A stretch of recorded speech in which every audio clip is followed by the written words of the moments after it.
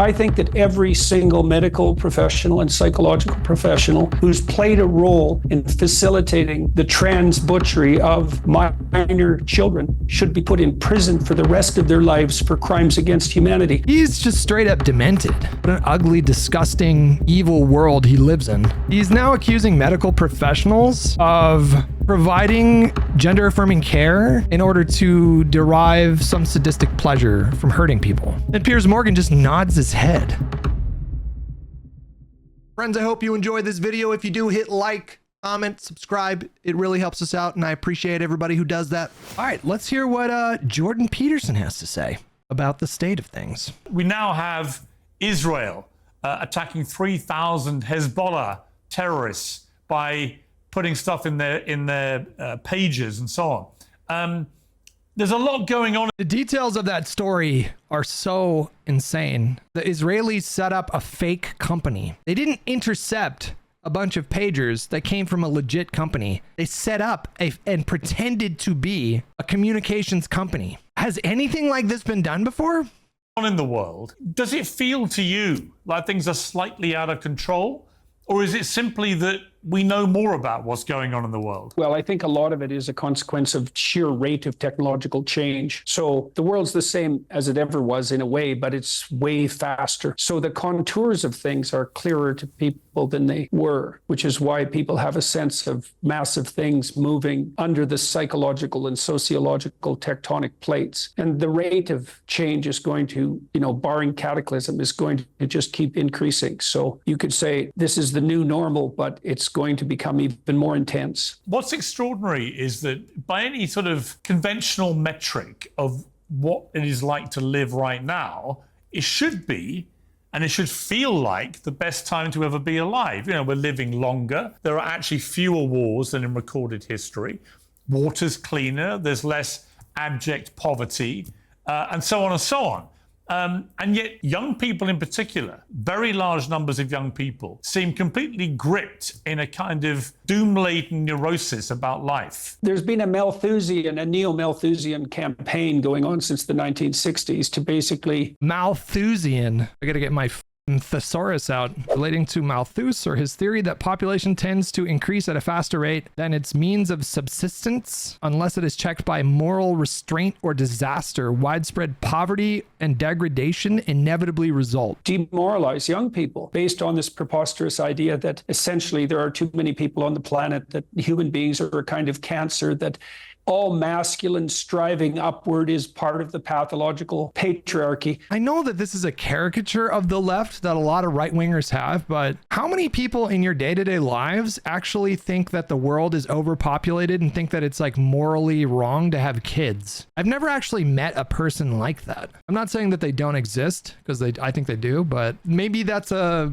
sentiment that's more prevalent with like Gen Z people. Maybe it's coming from a lot of young people. Styles when they're young, then their ambition comes under assault and they're fed a never-ending diet of apocalyptic catastrophe. So it's not surprising they're demoralized. The same is true for young women. I mean, they're divorced completely, increasingly divorced from their traditional destiny, which is associated with monogamous marriage and the rearing of children. 50% of women 30 and under are now childless in the West. 50%.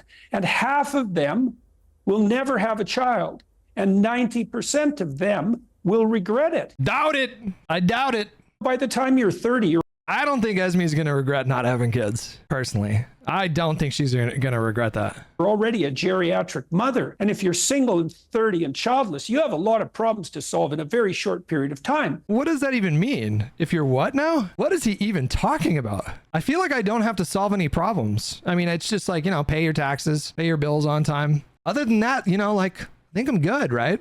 What do I have to worry about because I don't have kids? I don't understand. And then you also got to ask yourself, well, what's your life going to be like if you're partnerless and childless? Well, I mean, I don't know about partnerless. I have somebody who loves me in my life.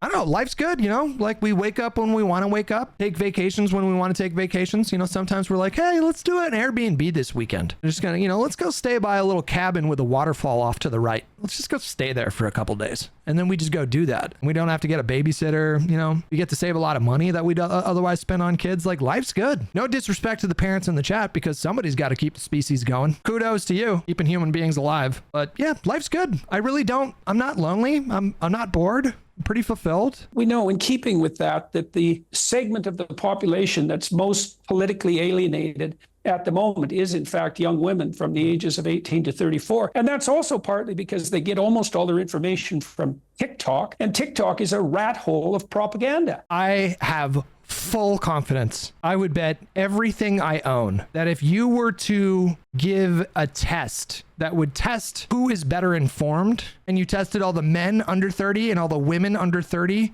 I would bet everything I own that the women would mop. They would have a way better understanding of what's going on in the world. I think it's men. I think it's young men who are at highest risk of becoming radicalized online by all kinds of crazy propaganda. I think young men are in a way worse position. It's true that if you're getting all of your information from TikTok, that's probably not great. I don't disagree with that. But he's saying it's women that are specifically more alienated and propagandized than men, which is just insane to me. But Iran and China primarily.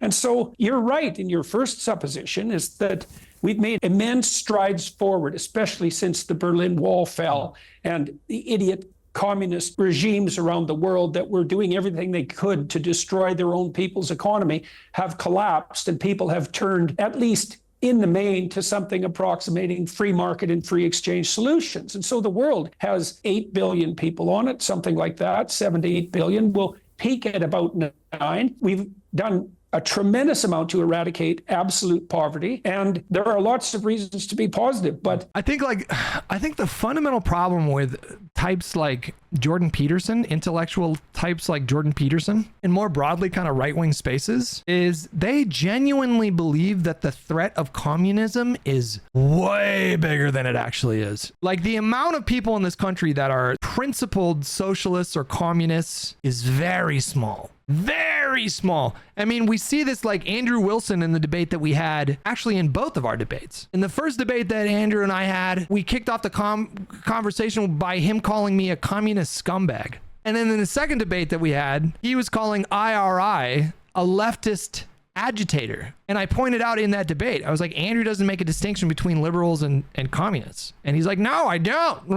But he's not alone. Like, here, Jordan Peterson's talking about the dangers of communism as it relates to, like, American and Canadian democracy or whatever, or free market economies. There's no threat of communism right now. Communism lost spectacularly. There's nothing even approximating the Soviet Union in like the 70s, the 80s, the 60s, or whatever. There is no threat of that. Like even China, like, they're super authoritarian, but they're not strictly communist. If you asked every under 30 person in this country, what is communism? Explain it to me. What percentage of them would be able to explain what it is as a system? You know, what it actually is. That's why online communists are so insufferable, because it's so niche. You know, to be educated on that topic extensively is very niche, and so it makes them feel special. They're insufferable. No disrespect to the communists in my chat. They're the people that are like, read theory. Everybody should read theory. They're those people, you know. All my understanding of communism comes from Vaush. You know, I haven't seen a Vaush thing in a really long time. I have no idea what he's up to. I mean, Vaush always struck me as, at the very least, Vaush seems pragmatic about elections. So even though he's a leftist, he seems like one of the more reasonable leftists. I've seen him with some questionable takes, for sure, but he's not out here telling people, like, don't vote and the parties are the same and blah, blah, blah. But I don't think this is propaganda. I think Jordan Peterson legitimately is terrified of communism.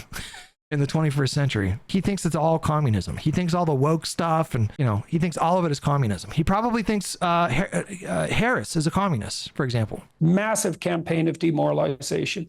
You know, and I see it everywhere when I tour around lecturing. Like young people dying for the lack of an encouraging word. It's really, and in the face of all this possibility, you know, it's really quite awful. I just think he needs a lot of therapy. I think Jordan Peterson needs a lot of therapy. Like somebody hurt him a long time ago and he has been irrevocably broken since. This is before I had really any understanding of what was going on, and we had COVID going on, and so there was a lot of confusion. First of all, I don't even know what this means, because he's right now he's going to say basically they tricked me into signing off on gender affirming care for my daughter. He's positioning it like they tricked him into doing it, and the way he frames it is it was COVID, and so there was a lot of confusion. What does COVID have to do with it? You didn't read the paperwork? You didn't talk to the physician? You didn't talk to your kid's therapist? You were just so preoccupied with COVID that you were confused about what the gender affirming process for your daughter would be? What a stupid thing to say. You know, I was told, oh, Xavier might side if he. That was a lie right from the outset. I lost my son, essentially. So, they call it dead naming for a reason. Yeah, all right. So the reason it's called dead naming is because your son is dead.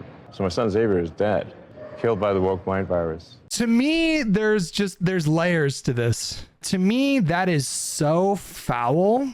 Even if you believe that, there's some things that you don't take to the media. There's some things that you don't post online. If you're having issues with your child or whatever, for you to get on a platform like Jordan Peterson's, and for you, one of the most famous men in the world, the richest man in the world, for you to say that your son is dead after she transitioned is it's a kind of moral decay that I just don't understand. He seems like quite immature, because I feel like an adult, a grown-up, would know in that spot some things you keep to yourself. You don't need to tell the world about sensitive arguments, disagreements, riffs, or whatever. There's stuff that goes on with my family all the time. Dude, are you kidding me? There's strife in my family. There's disagreements in my family, strong disagreements, things that have been personally really challenging for me. And I would never just like vent that on the stream. Like I've told you guys bits and pieces of things. I think it's fine to go into, but I would never go into detail about strong disagreements that I have with my sister or my dad or whatever. That's just insane to me. And he's complaining about the woke mind virus. Like, bro, there's something going on in your brain. I mean, I found it was a startling thing to watch that and to hear him say that. And we've watched that kind of human tragedy of his family play out in public, because this boy that he had, this son, now identifies in a different way and is very hostile towards him and says so on social media and so on. But what did you feel? In effect, what I'm hearing from Elon is that he would rather, stick to his principles than have a relationship with his daughter. I don't know what it's like to have kids, but I imagine if I had a kid, I would want to do anything possible to make a relationship with them work. Like, I feel like I would walk through broken glass to try to make a relationship work if there was some kind of tension or whatever. And what I got from that Elon interview was he's not willing to do that. Right now, the richest, most successful, and in many ways, most entrepreneurial guy in the world, somebody who is really trying to save the world from itself in many ways. There he was, just gripped in his own human crisis with his own family because of a mindset which has wrestled his child away from him. Well, that shows you how pervasive the problem is, especially with regards to our current misconceptions of what constitutes identity.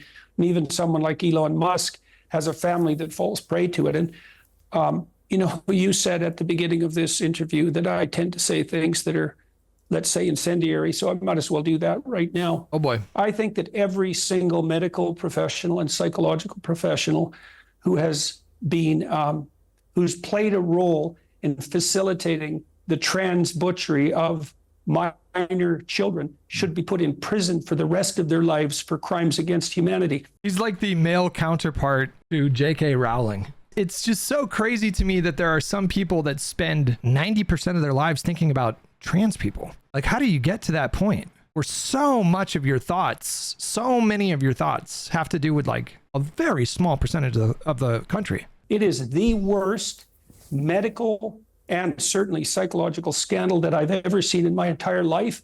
And the only things that I've seen that rival it are the medical experiments that were conducted by the Nazis. And I knew he was going to say this. I knew he was going to say this. I was just about to reference this. I was like, damn, he really thinks it's like that crazy Japanese doctor that experimented on like live patients or whatever. He's just straight up demented. The man has just completely lost the tether to reality. What an ugly world his world is. What an ugly, disgusting, evil world he lives in. And Piers Morgan just nods his head. Like, yeah. Up to World War II. It's absolutely 100% unforgivable. And that lie that he told Elon Musk. That's an interesting thing. They are bored. I think you're right. I think a lot of people get like this because they're bored, you know? Would you rather have a live trans child or a dead child? There's never been a single bit of evidence to suggest that has no grounding whatsoever in empirical fact. It's an absolute bloody lie. It's pathological beyond belief. Boy, he's not well.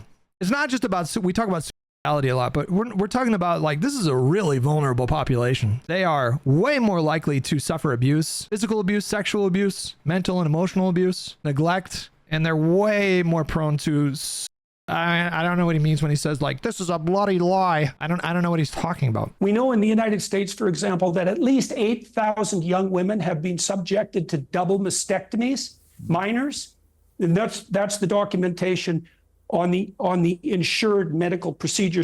When he says minors, we're talking about post-pubescent. Like the absolute earliest that this can happen is 15 years old, but that's really uncommon. Really uncommon. I don't know where he's getting his numbers from, but yeah.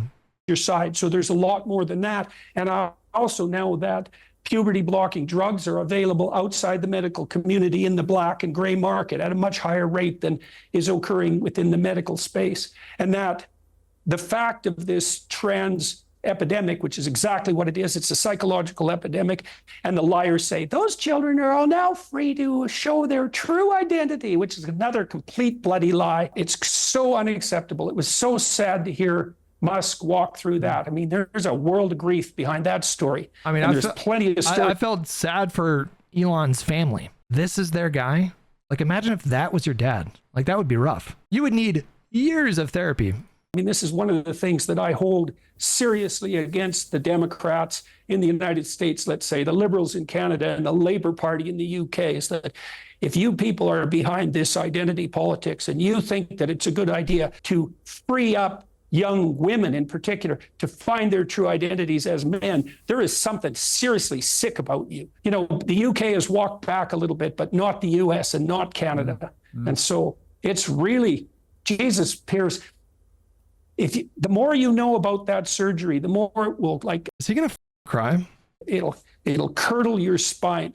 It's experimental medicine conducted by butchering sadists at its absolute worst. He's now accusing medical professionals of providing gender affirming care in order to fulfill a sadistic desire to hurt people, in order to derive some sadistic pleasure from hurting people. That's quite a thing to accuse someone of. Jesus. What they do to people to transform them into, what would you say, malfunctioning pseudo members of the opposite sex, it's far beyond brutal. And I would like to also point out clinically that there's been evidence for a very long time that sadists are overrepresented in the profession of surgery. There it is. He's accusing practicing physicians of performing gender affirming surgeries in order to fulfill some kind of a sexual kink, seems like. You accuse Jordan of many things. You are the same as Destiny. Are you gonna cry about it? And they call us soft, you know. You critique their idols and they're like, no! Okay, I think we're done with Jordan Peterson.